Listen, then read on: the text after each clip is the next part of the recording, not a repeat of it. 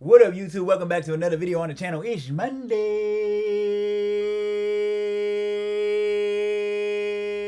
And you know what that means. Yes, sir. I'm pissed off too. I'm pissed off too. Swear to God. But nevertheless, that doesn't mean I'm not happy to be here. I'm not grateful. All glory to God, to the Most High. You shout, thank you, Father. But look, it's still Monday, but it's a great day. I do know that. Glad you're here with me. You also know what that means. You know it's Murder Mystery Monday, nigga. What are white people up to right now? What are they doing today? Huh? What are they doing today? I'm kidding. It can be anybody. It can be anybody. What are people doing today? Let's bring this. Let's unify this. All fringe murder has no color. Okay, let's unify this.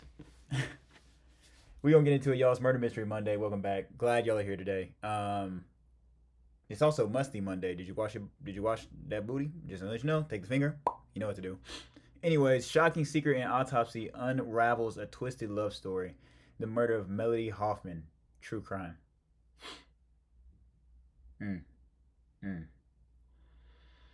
It's them love triangles, man. That look, niggas that die about that booty. They've been doing it since the beginning of time. They will do it. We'll find a way to do it after we're all gone. The little amoebas left of us will be fighting over booty. They die about that booty, man. Here we go again. So we're gonna get right into it. We got a little make sure I got my water. If you got some with you, if you got a little something, in your cup, pour it up. Stick with me. If you got a little something in your pipe, or you got a little something in your leaf, burn it up. Whatever you want to do, kick back, relax with me. Let's get to it. In February 2024, Melody Hoffman was a cheerful and trusting 20-year-old. She was close with family, particularly her mother. But there were some things that Melody kept even from her. At about 11:30 p.m. on a Saturday night, without saying a word, she slipped out the front door of her family home and caught a ride in a blue Honda Accord. That night, the conflict brewing in Melody's personal life was coming to a boil. Unfortunately for her, she was completely oblivious to the danger that she was walking into. Hi there, I'm Kevin, and welcome to Just Thought Lounge. Today's case is about a brutal murder that prosecutors would later say defies reason. It's the story of a sad and twisted love triangle, and even more disturbed accomplices who were... Okay, I just want to say this. I wasn't going to say anything, but I'm going to say something. So I saw a plus-sized white woman. But like, you know what I'm saying. A plus-sized white woman, right? With kind of a Midwest look to her. I went to school at Kansas State. I know what I'm talking about. I don't want to hear it. I know what I'm talking about. And I saw a black man in there in the courtroom who didn't look like he don't look like he combed his hair out.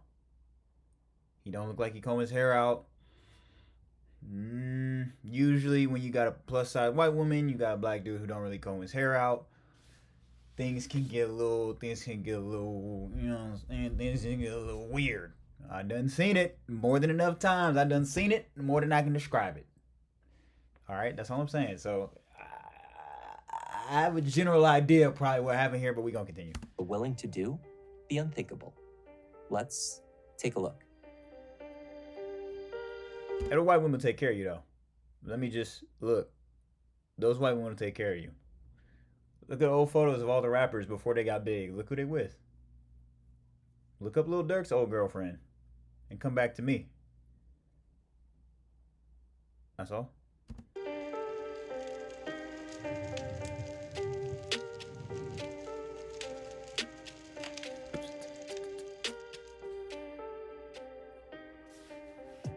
Melody Hoffman and her mother, Megan, had no particular plans on Saturday, February 17th, 2024.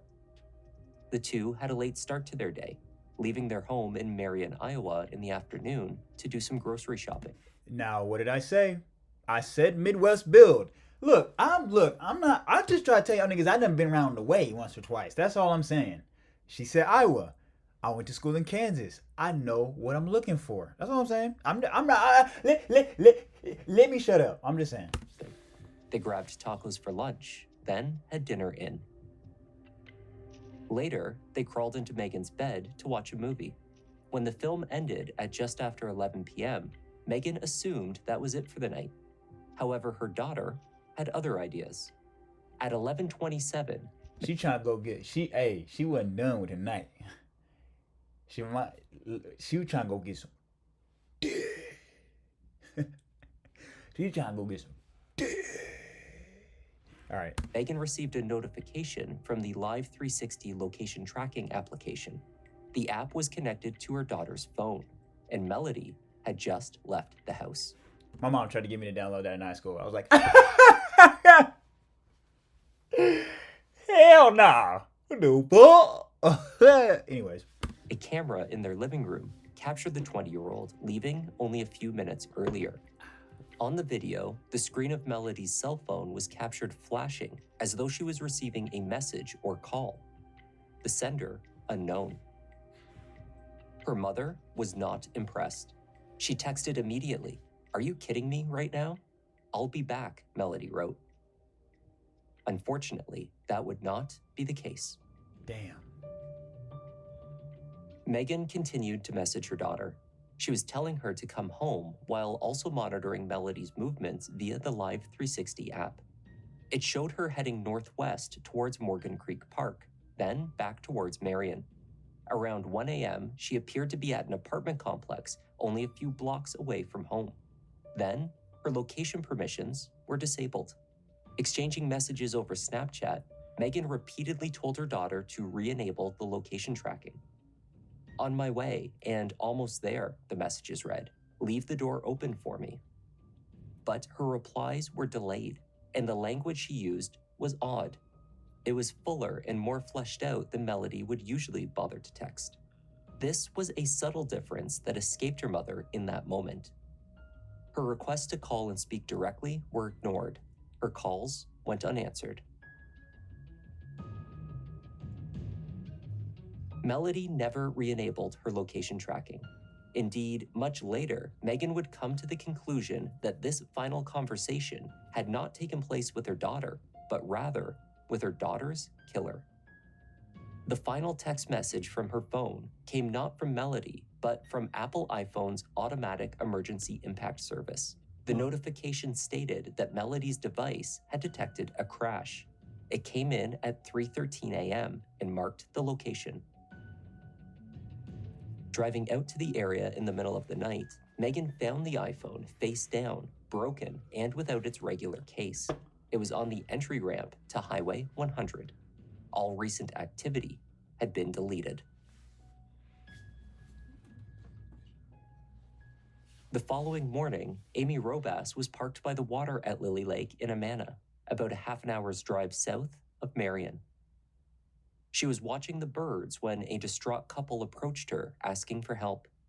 They had come across a body in the grass, but were uncertain if what they were seeing was actually real. Amy got out to take a look. Then she dialed 911. I'm actually at Lily Lake in Amana, and it looks like a dead body here. Okay, you're at the lily pond? Yeah, right by where the picnic area, the pavilion is.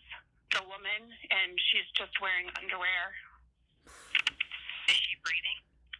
No. It does not look like it. Just told you that. Okay, Bro. so you said that she's on her stomach? She is on her stomach, yes. Does it look like she was in the water? No. Okay, and is there anything else around her? No, but there are all kinds of marks on her back, like flashes. Sheesh. The body Amy had discovered was that of Melody Hoffman. Deputies from the Iowa County Sheriff's Office found her face down, arms at her sides, and lacerations covering her back. The medical examiner concluded, Can't be no parent. Well, can't be no parent. I can't be no parent. I know I just can't be a parent, bro. Let me be a parent that I can't be a parent. Y'all like that one?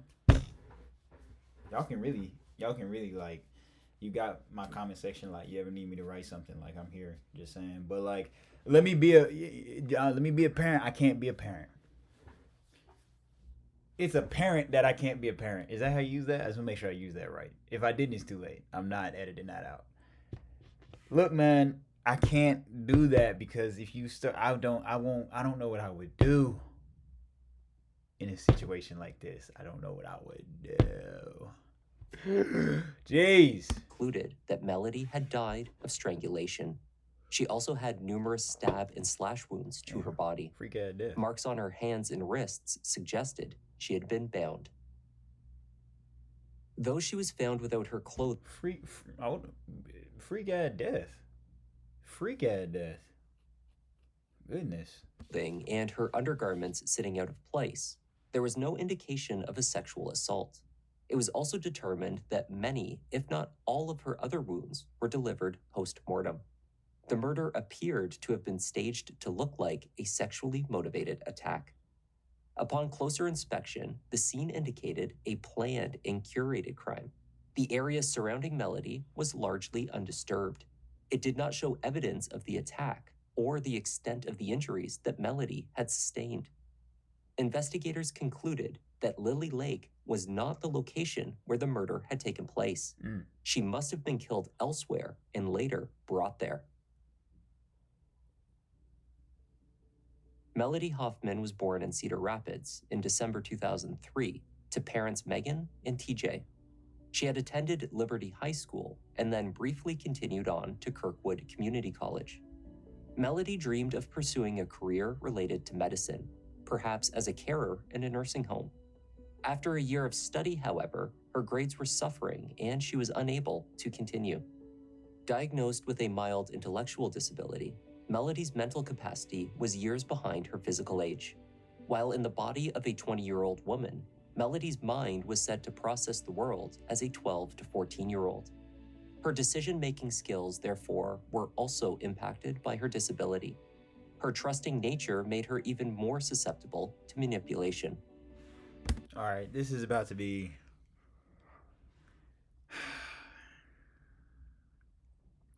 This is about to be sad.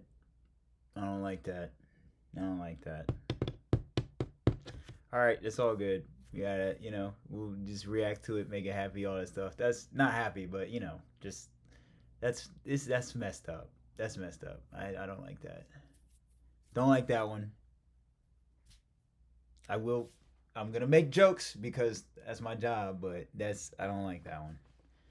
While her peers had moved on to further work and study, Melody instead embraced her deep love of animals by taking on a volunteer role at the Lynn County Animal Shelter.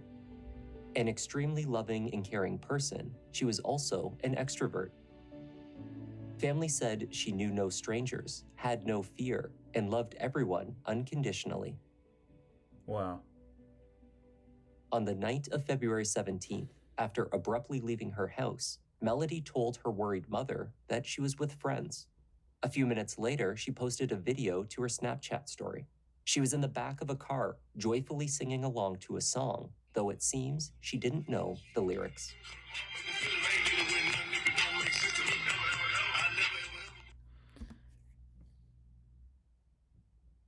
She hit the LeBron. I've been there too. Everybody does the LeBron. How would never do without it, did by baby. Yeah, but I would do without it, did by baby. Everybody does that. The boo boo boo boo. It's the rolling though with the rolling on. Everybody been there. It's all good. The money bag yo.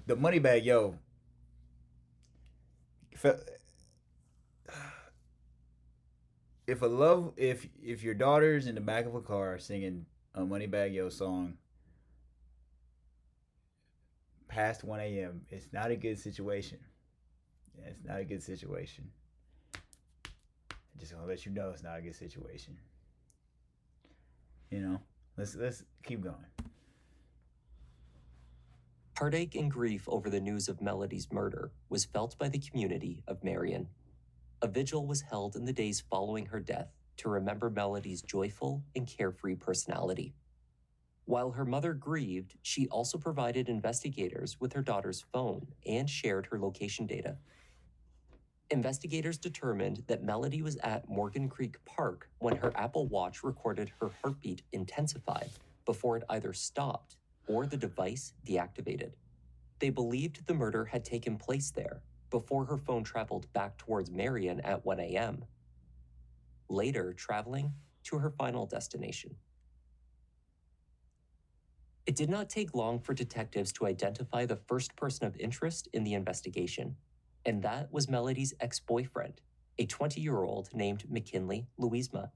McKinley was known as just Ken to his friends.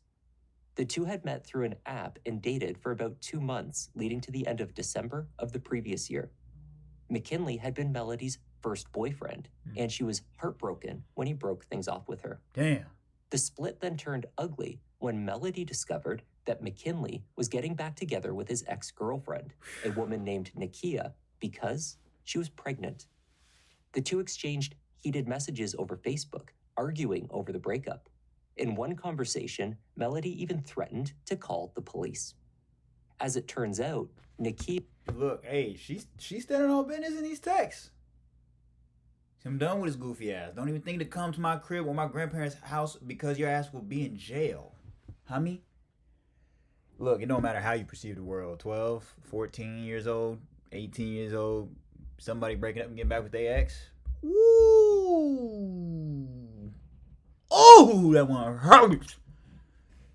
It does. That's one of them ones. That's that.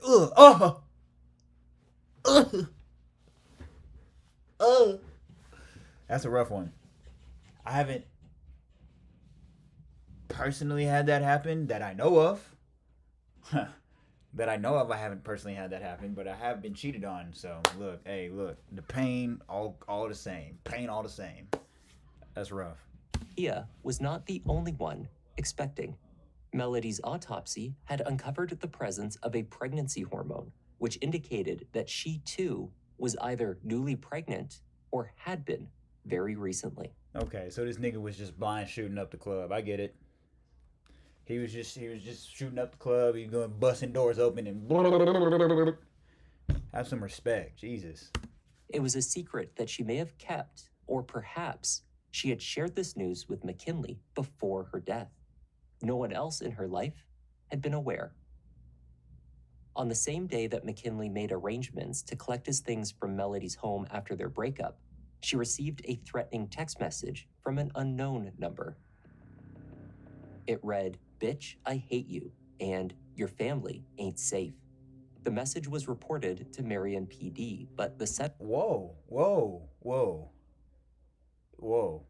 Hold on. Let's read all of it.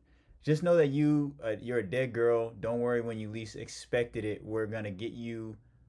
Call the cops if you want. They not gonna protect you all the time. You blank ass bitch. I hate you, and I hope you and your family ain't safe. Bitch boy and on GD, we finna make it red and paint your whole house red. Whoa, nigga.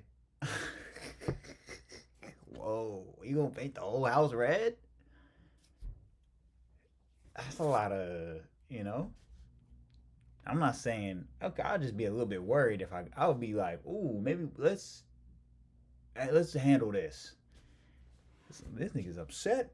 He's upset. sender was never identified. Megan Hoffman, however, believed she knew who had sent it. McKinley Louisma. Whoa. He was the only... McKinley don't look happy. This is Ken? I don't know about Ken. Ken clenching in the Hebrew. What you clenching for in this photo? Release that lip. Only source of conflict in Melody's life. Following the emergency notification in the early morning hours of February 18th, McKinley was the first person she reached out to. McKinley claimed not to have seen or heard from Melody. He told Megan that he followed her rules and did not spend time with her daughter without her knowledge or presence. This claim was not truthful. When McKinley sat down with detectives, he nonetheless told them the same thing, that the two were no longer involved. He had not seen her. This claim was another provable lie. Traffic cameras had captured McKinley's blue Honda Accord driving to Marion to pick up Melody after 11:20 p.m. on February 17th. Several different traffic cameras then tracked the car to Morgan Creek, before the car was then seen traveling north on Edgewood Road and toward Marion, near to Melody's home and the apartment complex shown on her location tracking. McKinley then drove toward Lily Lake in Amana. His cell phone data mapped the same movements. The last stop before he returned home was a Quick Star in Cedar Rapids. There, McKinley and a companion were captured exiting the Honda and purchasing cigars. You gotta have that one crash out Midwest white dude. There's always a crash out Midwest white dude or Southern dude that'll ride with you on your missions. It's unfortunate that it's this type of mission. It's unfortunate, but it's one of them crash out white dudes, man. They out there. A search warrant for the Honda had already been obtained when McKinley waived his rights to an attorney and sat down with detectives. While the interview took place, officers were conducting a thorough search of his vehicle.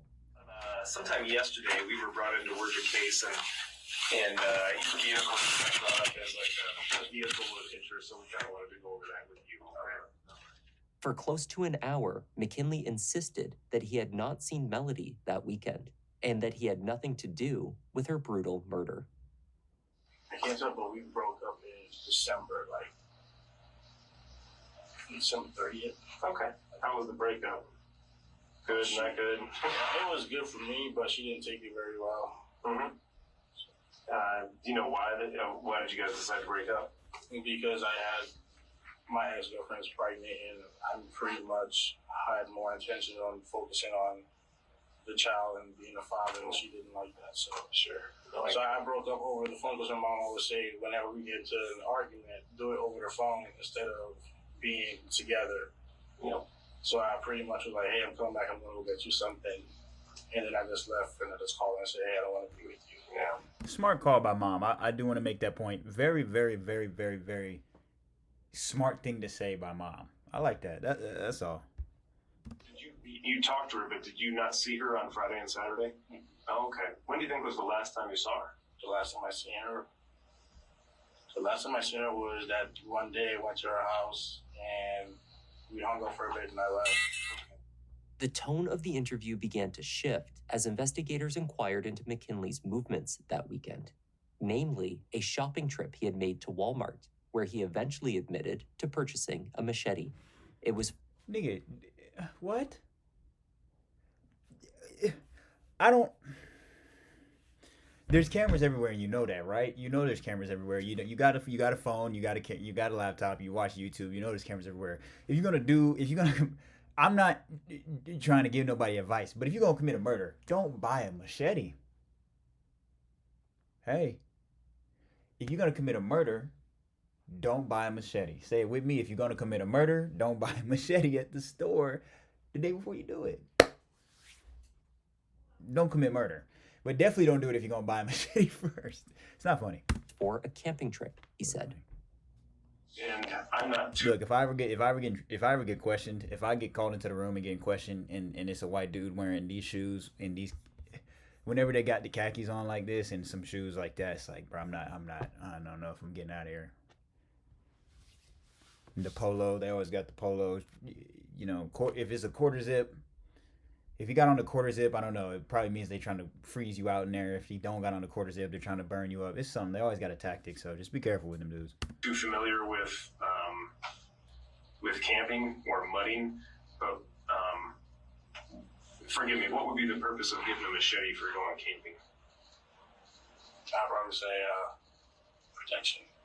That's why I'm like, hey, if I'm going camping. See, he's already back against the wall because everyone knows niggas don't go camping. So you're already in a rough situation. You was gonna go camping, bro.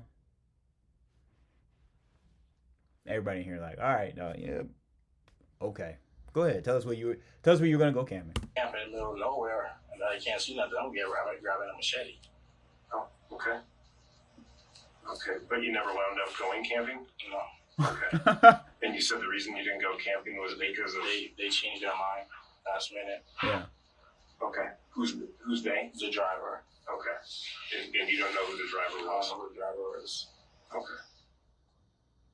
I wasn't involved in anything. I was actually where I said I was.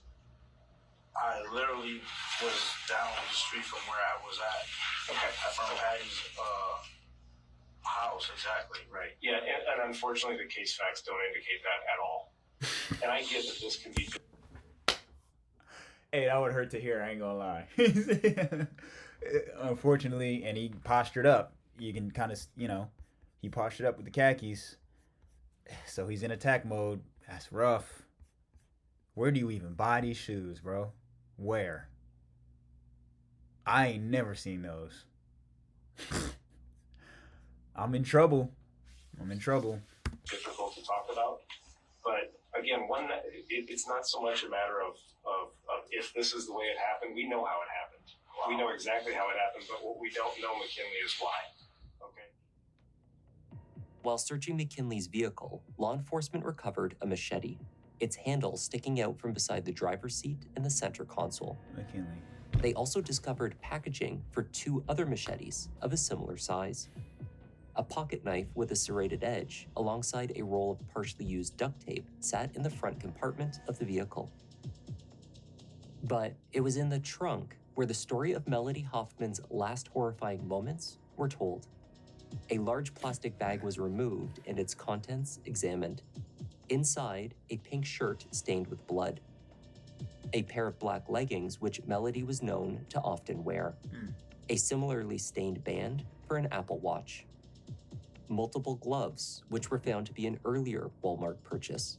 The receipt for these was also located. It listed the purchase of 2 additional machetes. Wait. That machete was only... Double located. Stop. The machete was only $7?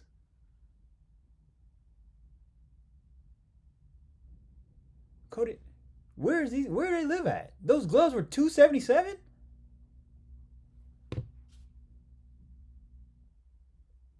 That just seems light. I know it's Walmart, but that just seems light.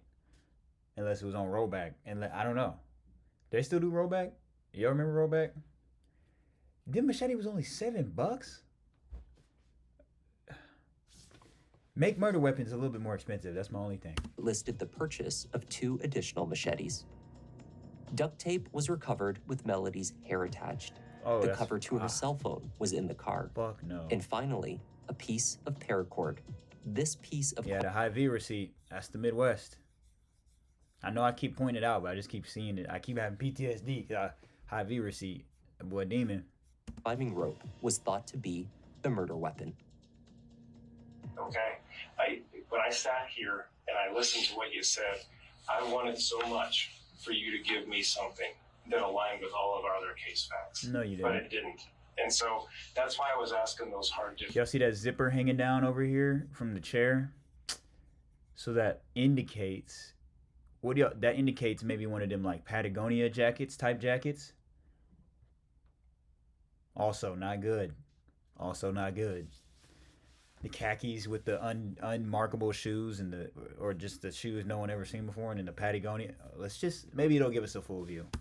Question. Also, bro, don't pick his hair out. He don't manicure his hair, so it's hard to trust, bro. Cause it's like, bro, why you not taking care of yourself? It's because it's like, all right, maybe McKinley came in here and he's just a little bit upset and regretful about what he did. But I want to give you the opportunity to tell us what the real truth of this matter was. Okay? Because right now we can both agree that we have not talked about this yet. Okay? You guys said if I want to be done with this, I can be done with this and I can leave because this is just too much for me right now, man. Okay. And that's completely up to you. If it's something I gotta come back to you guys, I can, but this is just really too much for me right now. Okay. So what are you saying? I just want to be done and just leave, like I said. Okay. All right. Well, listen, if at some point, whether it's tonight, tomorrow morning, tomorrow afternoon, you're in a position where you've had a chance to think about a few things and you think, You know what? Upon thinking of a few things, there's a few things that maybe I didn't get on the table that I would like to get on the table. We're always gonna leave that door open for you. Okay, we're always gonna be fair with you. When McKinley was ready to talk, he offered a new version of events, one that placed the blame. I know that white dude named Connor. His name is Connor, Kaysen, Colin. That boy dangerous. He just there to slack. He there to slack. He don't care what's going on.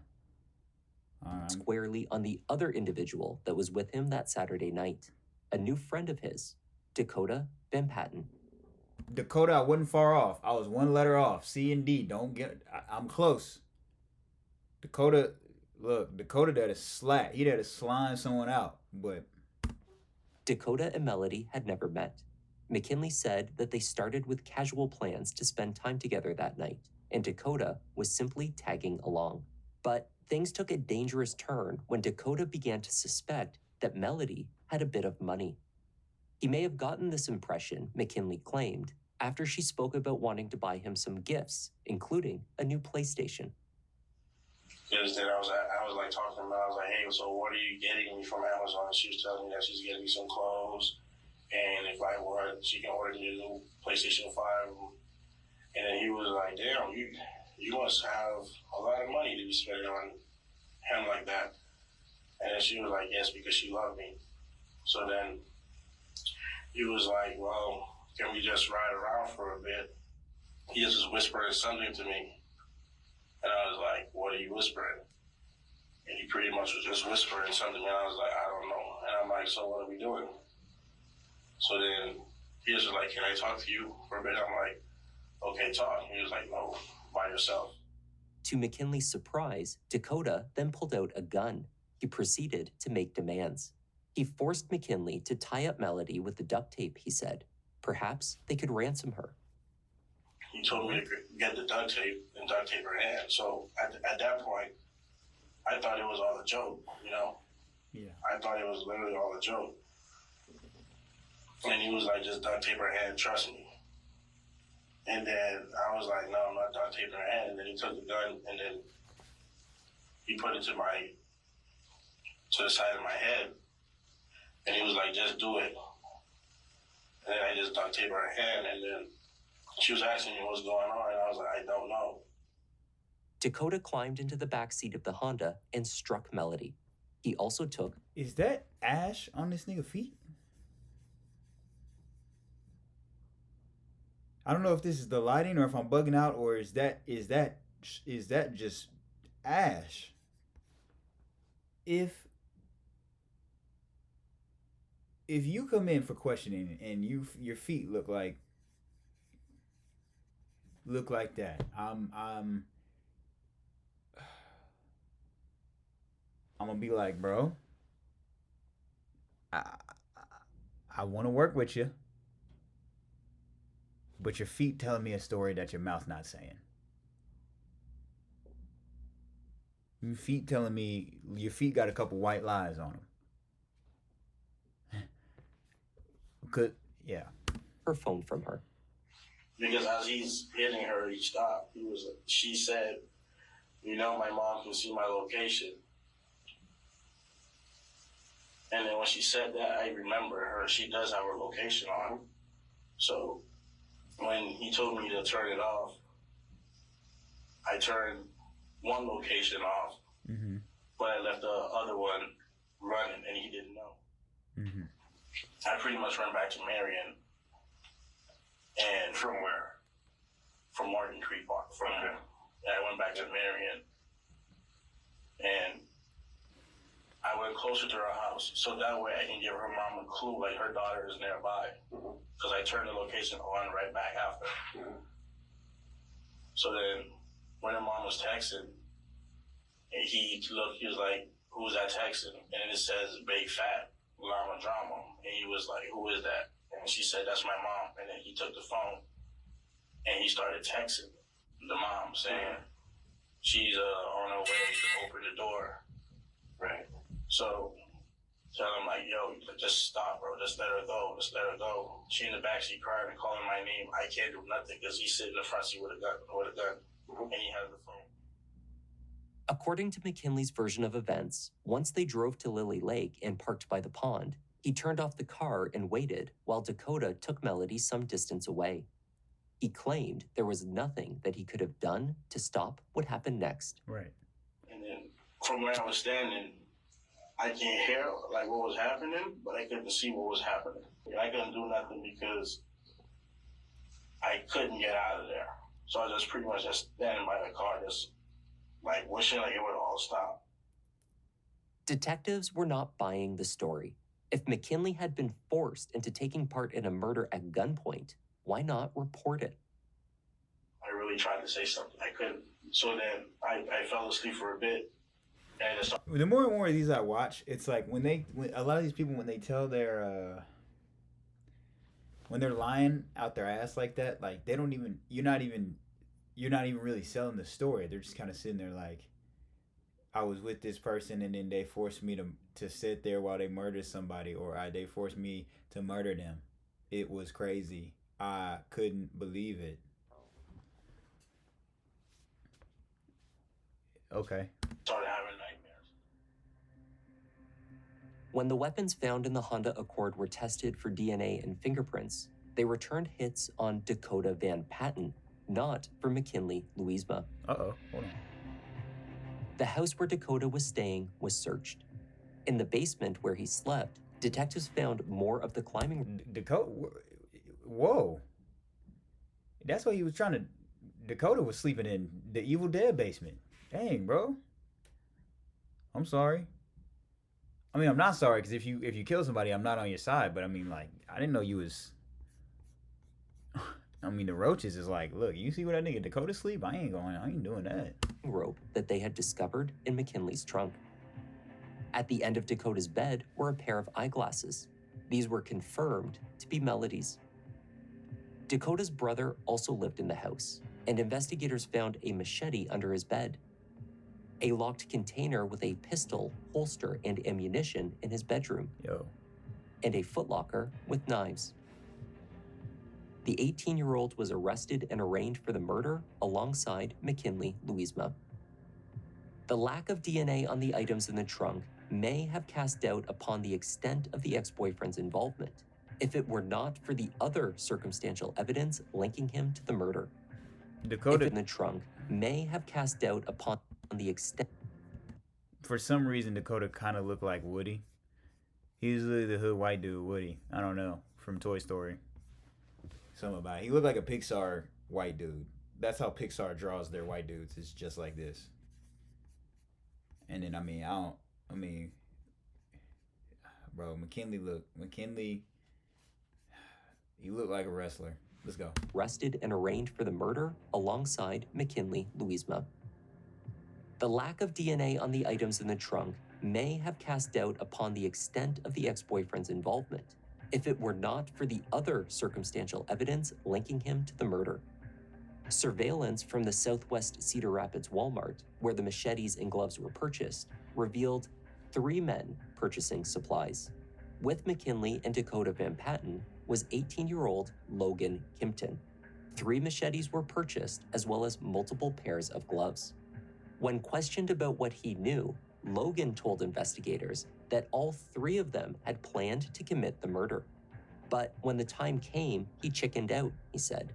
His cell phone data placed him in the area of his girlfriend's apartment when the murder took place. Logan was charged with willful injury and conspiracy to commit a forcible felony. That he got the smallest mouth I think I've ever seen. The width of his nose is almost the same, if not larger, than the width of his mouth. I know he was a committed left guard, fam. I know he was a committed left guard. He probably didn't get a ton of PT, but committed left guard, though. He was there for the team. Wow. Both McKinley and Dakota pleaded not guilty to the murder charges and were held in county jail. McKinley, however, enforced his right to a speedy trial, which commenced in November. Wait, why is he naked?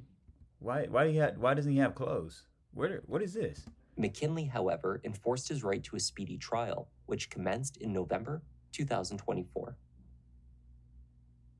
The evidence will show that the carefreeness and levity of the night turned into depravity. The evidence will show that it was at Morgan Creek Park where whatever depraved plan the defendants had came into action. The evidence will show they did not treat her as any human being would ever deserve to be treated, and that she endured unspeakable trauma. And you might want to understand why it happened. But the evidence shows you whatever reason it happened defies reason. The evidence will show it was likely done to stage what her body would look like after being attacked. And if that wasn't the reason, the evidence would only be explainable by some other depraved and senseless reason, the likes of which reasonable minds could hardly construe. Good job. Good job, Nick. All right, Nick. Way to deliver. Way to shake the room, Nick. Argued that he was present when the murder took place, but that he took no part in it. February 18th of this year, McKinley Lewisma was at Morgan Creek Park. And he was at Holy Lake.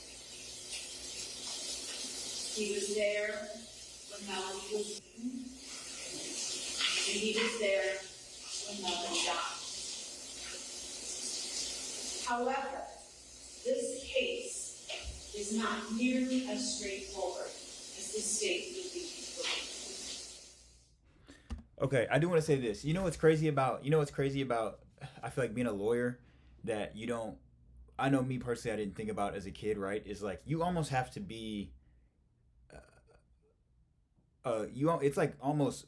It seems very important to be like a really good storyteller. Because like they're really up there presenting themselves like you're trying to captivate an audience to like you kind of have to move people to believe your story versus the other story, regardless of what's true. That's not your job. Your job is to defend or prosecute whoever you got. So it's like you really kind of your main skill outside of all the reading and research and whatever is really storytelling. That has to be kind of like or like the ability to cultivate. Like, I don't know. Public speaking and storytelling seem to be like the two most important things. I'm just saying, just weird, whatever. With the revelation that Melody was either newly pregnant or had just been, prosecutors speculated that she had known this fact and shared it with McKinley. The unemployed 20-year-old, however, had just moved in with his long-term girlfriend, Nakia, at her grandmother Patty's house. Nakia was also pregnant. The state theorized that he solicited the help of Dakota and Logan to kill Melody, believing that he was responsible for both pregnancies and that he only wanted one of them. There was no clear indication that McKinley knew Melody's secret. Indeed, she had not even shared this news with her mother. It was possible, argued the defense, that Melody was unaware that she was pregnant. Nakia took the stand and spoke to McKinley's other potential motive. She and Melody had found out about each other, leading to her issuing an ultimatum. We got back together. When we got back together at my apartment, she called his phone. And basically she said that I answered it, and she said she wanted to talk to her man. And I was like, who's your man? She said, McKinley. Any point in time, tell the defendant that he couldn't talk to her. I basically told him he had to choose between me or her. And when you told him that he had to make that choice, what was his response? He said he picked me. One thing it's like a irrational fear I have, right? Because like they kind of have to talk about. I don't want to go to court and have to like talk about, like, you know how they're always like, we're gonna pull the transcript up of the text messages between the couple, leading up to the murder. I can't be in that situation because I can't have people in my life knowing the things I'd be sending to whatever girl I'm talking to. I can't have that. And then you have to read it professionally. That's built-in comedy in life.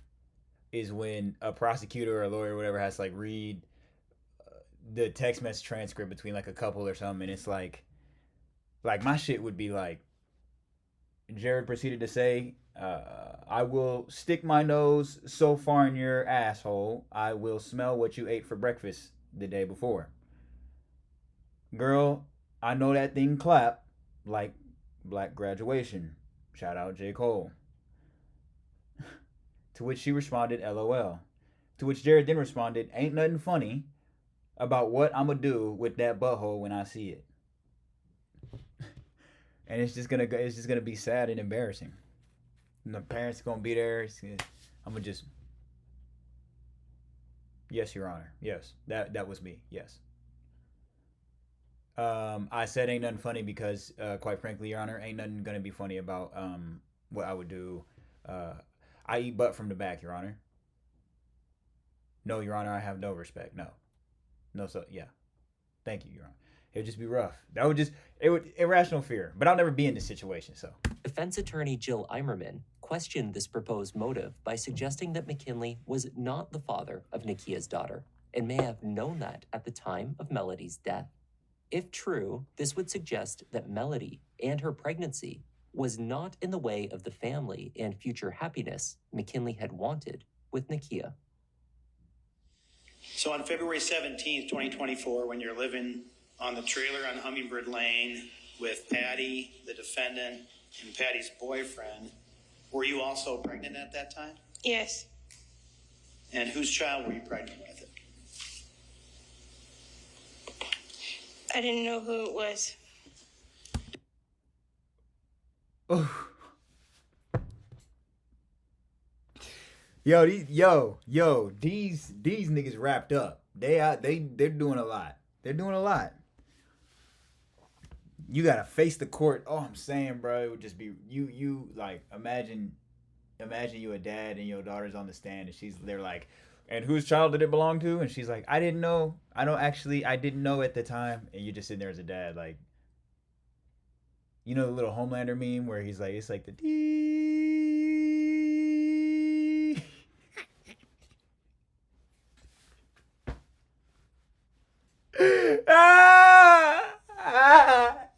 It's coming one day. I don't know.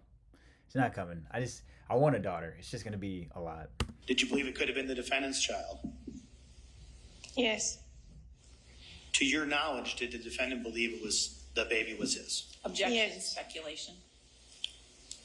Overruled. And your answer to that was yes? Yes. When did you determine who Aaliyah's dad was? We did we sort of did like a DNA test. And did you do that test after she was born? We had like DHS do it. Pardon? We had DHS do it. Okay. And I'm just trying to figure out when you learned that information. Do you remember? No, because we had to have DHS involved. All right. Just to be clear then, McKinley didn't know for sure if he was the father of your baby for a time. Is that right? Yes. And in fact, McKinley is not Aaliyah's dad, correct? We didn't. Matthew's not the father of Aaliyah. Okay. And McKinley's not the father. We haven't done a DNA test with McKinley. Damn. What's up, Shawty? Damn. You was out there going meat for meat. Shit, you was going meat for meat. Come on, what was going on? We was fresh off a breakup. I've been there, but you was going meat for meat. In the trailer? It's like that. Friends and acquaintances took the stand to testify to incriminating statements made by the three accused conspirators, McKinley, Dakota, and Logan Kimpton, relating to the murder, although their recollections were questionable. Taya Meyer was a friend of Dakota Van Patten's at the time. She told the jury that in the early morning of February 18th, Dakota had wanted to speak with her about something important. So I closed my door. I said, so what is this about? I want to go to bed. Like, what are you here for? And he was just like, why do you need to tell you something? I said, well, get off your chest. Tell me, like, what's going on. And he was like, I killed someone. I said, who, why, what the fuck? what for? And he was like, that Melody girl. And I was like, for what? She didn't do anything to you. Why would you do that? Who with? What was the reason? He was like, with Ken. That he was with Ken and that he killed someone. Did he tell you what he did, what Ken did, No. what they may have done together? No. Did he offer any more details about that? No. He just said it had to be done. He just said it had to be done? Yes. Critically, Taya told the jury that Dakota had implicated McKinley, or Ken as they knew him, directly in the murder. However, upon cross-examination, she began to doubt this key detail of her recollection.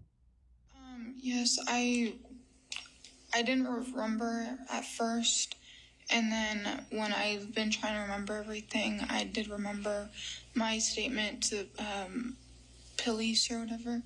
And do you recall what you said on that day about who he was with? I think I said he was alone. I'm not for sure.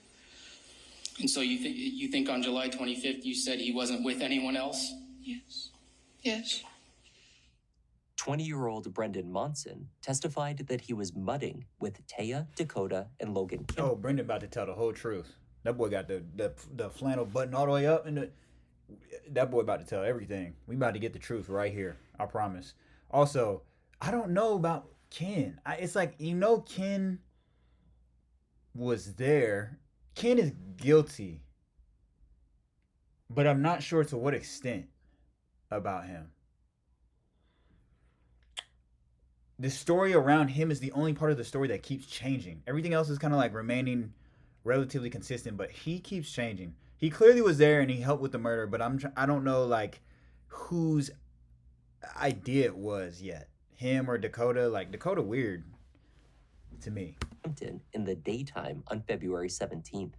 While the group was in their truck, he told the jury that Logan told him that he, Dakota, and Ken had plans to kill someone. Whoa. We were mudding out in Solon. What's mudding? Mudding is where you go off-road a whole bunch of mud and you try to kick it up with your truck.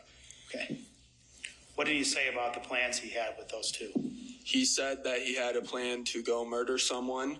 Whoa. And that it was going to be with the defendant, Ken, and Dakota Van Patten. He said it was supposed to happen that night. I didn't know if he was joking or not because he has been known to joke around about killing people in the past. What? Similar to the way the defense attempted to discredit the testimony of Taya Meyer, they questioned the reliability of Brendan's memory. Specifically, the key element of his testimony, that Logan had planned the murder with McKinley. Generally speaking, do you have problems with memory? I do. And as you walked into this courtroom, this courthouse today, did you even recall the specific detail that Logan had implicated McKinley Louisma and Dakota Van Patten with his statements? I don't remember exactly what I said, but I remember roughly about what I said. And did someone have to refresh your memory of that particular detail today? Someone did have to refresh my memory on that detail, yes. No further questions, Your Honor. All right, everybody out here need to start taking CMOS or something. Because I don't know why everybody keeps not being able to just remember what happened. I get it. I don't have the best memory, but take some CMOS. Let's start taking some CMOS because we need to get to the bottom of this. Trevor Wise met McKinley through his nephew, Logan Kimpton. Trevor told the jury that McKinley asked him to stay quiet about the time he was spending with Dakota Van Patten. Specifically, he asked him not to tell his mother because the two of them tend to get into trouble when they are together. When pressed during cross-examination, however, he too questioned whether he remembered McKinley stating those words to him. Oh my God. Take some CMOS, bro. Y'all boys are struggling. Some ashwagandha, something. Like, let's get some supplements rolling because this would start... What the... Today, your testimony was that during that 8-minute car ride, Ken said, "Don't tell your mom." Correct. Is that right? Correct. And that he went on to say, "Don't tell your mom because he and Dakota tend to get into trouble together." Is that right? Correct. As you you sit here today and you were answering questions under oath, did you remember who it was that said that in the car? I don't remember exactly, but I haven't really been feeling too well. What? Well, today when we asked you, you said it was McKinley that said that. Yeah. As you sit here today, do you remember him saying those words? I don't know. Though the witness testimony had its limitations, digital evidence painted a clear picture. McKinley's phone showed his internet search history, which included several items online at Walmart, including face coverings, ski masks, and rubber gloves. In his phone's map application, he searched for both Morgan Creek Park and Lily Lake. These searches were performed only a couple of hours before McKinley arranged to pick up Melody from her home on the night of the murder.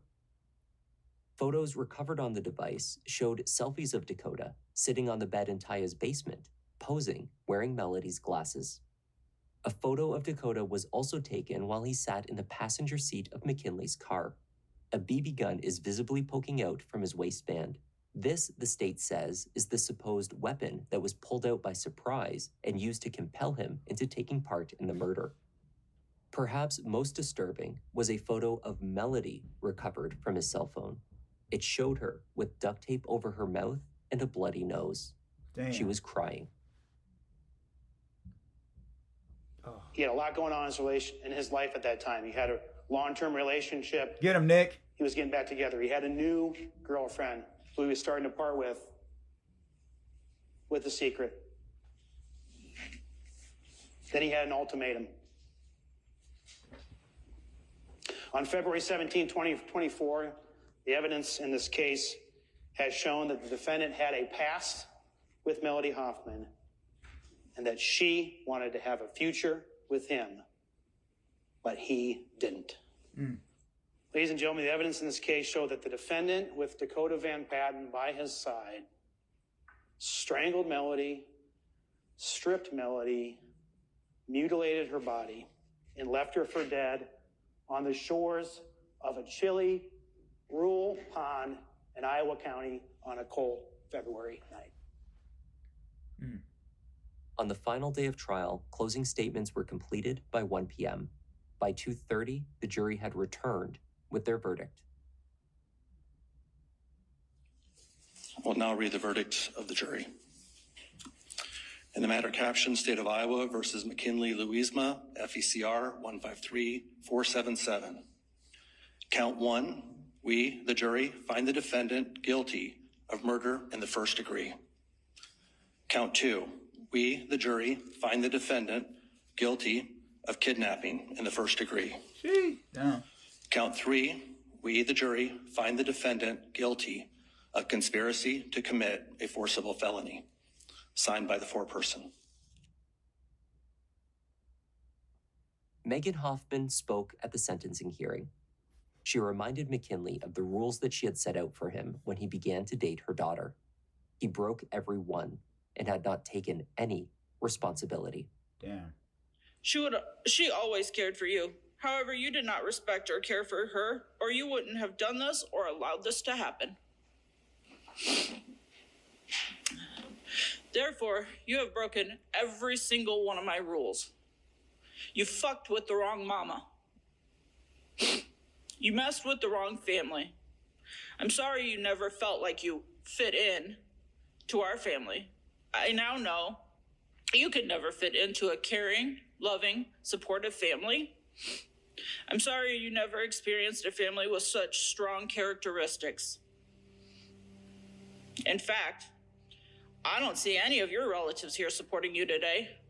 Maybe the issue is you and not the rest of us.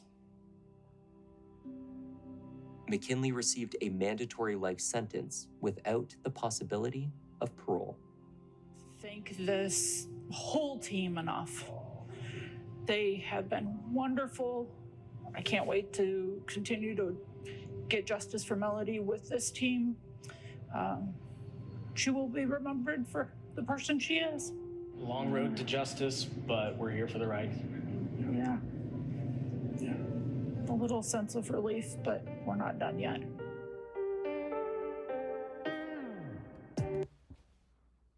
That was crazy. That's nuts. Yeah, King got to go. He got to go to jail. He got to get that mandatory life. Give him the book.